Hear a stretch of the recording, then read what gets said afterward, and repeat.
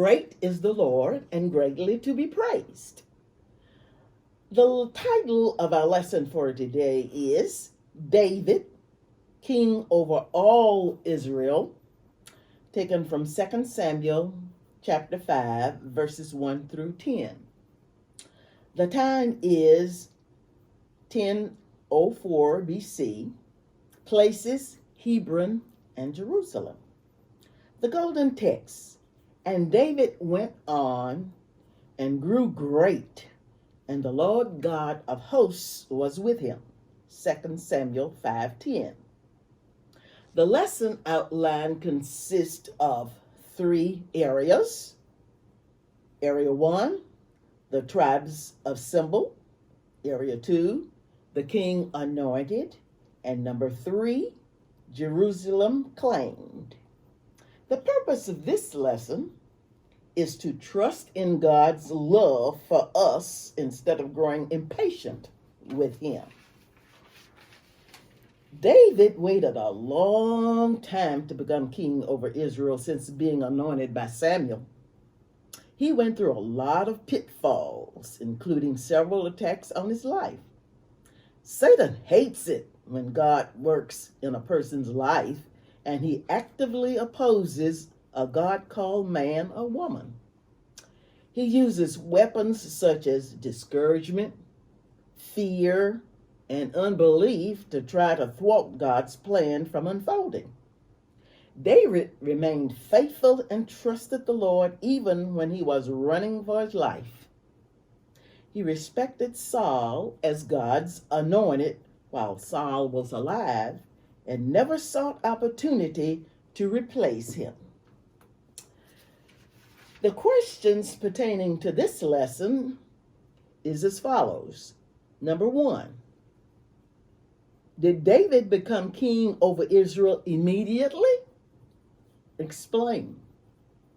Following the death of Ishbosheth, the northern portion of Israel was in turmoil once again. The years of division between Judah and the rest of Israel led to fierce battles between them. Because God had anointed David as king, Judah grew weaker as the grip that the family of Saul tried to maintain on the kingdom began to soften.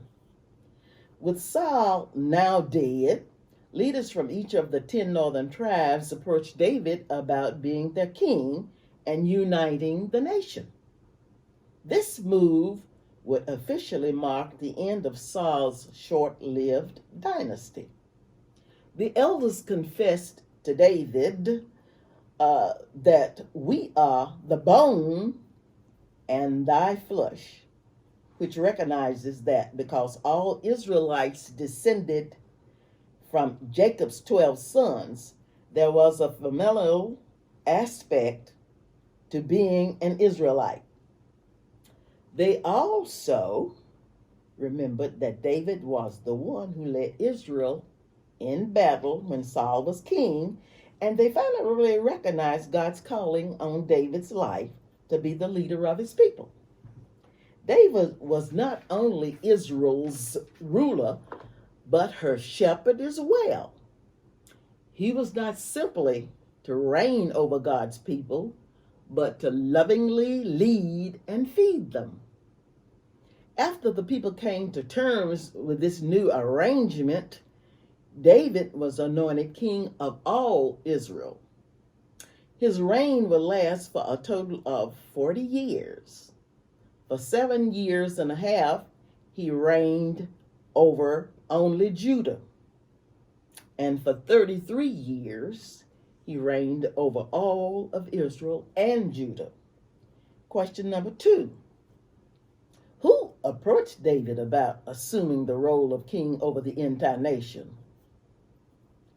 The elders of Israel, who were the representative of all the tribes of Israel, approached David about assuming the role of king over Israel. What things did they recognize about David? They recognized that David was a military, religious, and political leader. He could lead the people like a shepherd with gentleness watchfulness, and concerned.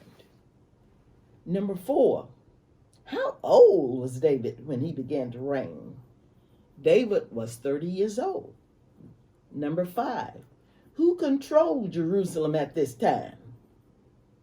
At this time, it was under the control of the Jebusites. Well, who were these people? The Jebusites were descendants of Ham's son, Canaan. When the armies of Israel conquered Canaan, the Jebusites were among those who were not dislodged. Number 6, what made Jerusalem a good choice to be David's capital? Jerusalem was a natural choice because it was not controlled by any of the 12 tribes, which meant that none of the tribes could claim superior status for being the home of the capital. It was situated on a hill that was centrally located in Israel. Number 7, what boast did the inhabitants of Jerusalem make? They smugly taunted David that even the blind and lame could ward him off if he decided to attack them. Number 8, where was Zion? Zion was in Jerusalem. What was Zion renamed? It was renamed the city of David. Number 9, what did David do after conquering the city? He began a building program that would make the city, over time, a grand capital for Israel. Number 10, to what was David's greatness attributed? It was because the Lord God of hosts was with him. In conclusion, regardless of our station in life, or whatever our gifts and talents may be, we ultimately need to rely on the presence of God to do with us as he wants. Only then will we be successful in life. There is no better time than now to take stock of our dependence on the Lord and make any needed changes. May you continue to be blessed of the Lord.